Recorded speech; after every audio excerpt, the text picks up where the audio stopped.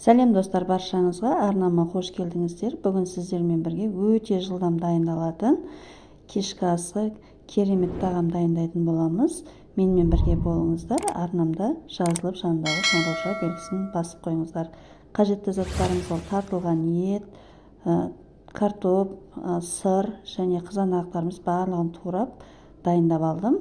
Тартылған етімізді алып, аздап тұзымызды және бұрышымызды салып, жақсылап араластырып, дайындап қоятын боламыз.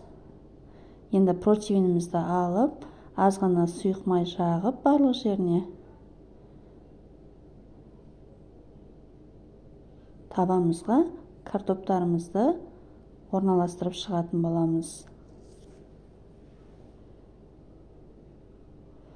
Барлық картоптарымызды орналастырып болғаннан кейін өте аз мөлшерде тұз сеуіп шығамыз жұқалап. Оның үстінен майонезімізді осылай жағып шығатын боламыз.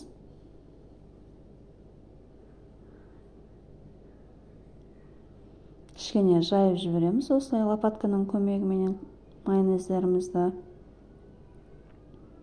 Енді үстінен фаршымызды жайып шығатын боламыз. Барлық жеріне жеткізіп жайып аламыз.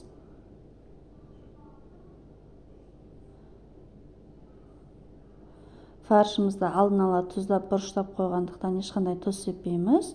Майонезімізді дәл солай жағып шығатын боламыз. Енді турап алған қызанақтарымызды үстінен қойып шығамыз.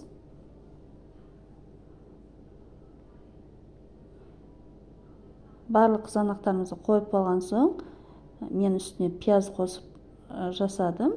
Ол міндетті емес. Осылай пияздарымызды қойып шығатын боламыз. Осы уақытта духовкаларыңызды 180 градусқа қыздырып қоясыздар. Үстінен тағы да қайталаймыз. Осылай майонезіміз жағып, міне дайын болған асымызды 180 градуста қызып тұрған духовкаға 25 минутқа жіберетін боламыз. Арада уақыт өткеннен соң протеинімізді алып, үстінен үккіштен өткізіп дайындап қойған сырымызды барлық жеріне жеткізіп, сырымыз толықтай ерігенше тағы да духовкаға 5-10 минутқа жіберетін боламыз. Арада уақыт өткенде тағамыз дайын болып шықты. Өте дәмді тағам және жылдам жасалады. Көп уақытыңызды алмайды. Кешкі асқа немесе түскі асқа міндетті түрде жасап көріңіздер. Күнделікті тағамдардан кішкене ерекше тағам болып келеді. Мясо по-французски немесе французша етті тағам болып табылады. Сырымызда созылып, картопымыз, тартылған етіміз барлығы толықтай пісіп шығады. Назарларыңызға үлкен рахмет. Сіздерге де ас болсын. Міндетті түрде жасап көріңіздер. Егер видео ұнаған болса, лайк басып, өз пікірлеріңізді білдіре кетіңіздер. Және достарыңызға жіберуді ұмытпаңыздар.